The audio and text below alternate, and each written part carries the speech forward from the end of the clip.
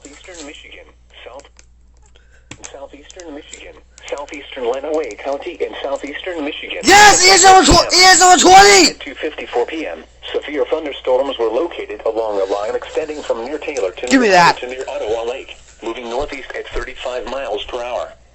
Hazard, 60 miles per hour wind gusts and... SEO! Source, radar indicated. Hail damage to vehicles is expected. Expect wind damage to roofs, siding, and trees. SEO! Thunderstorms will be near Romulus and Fort p.m. Taylor, Monroe, and Trenton around 3:05. SEO! What is the walk? And Wyandotte around 3:10 p.m. Temperance around 3:15 p.m. Oh my god! 3:30 p.m. Oh my god! 3:35 p.m. Oh! Other locations impacted by these severe thunderstorms include Newport, Gibraltar, Erie, New Boston, Woodland Beach, Stony Point, Bowles Harbor, Rockwood, Sumarnia, and Ecorse.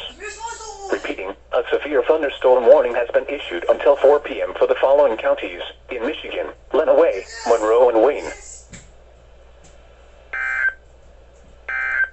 Oh my god!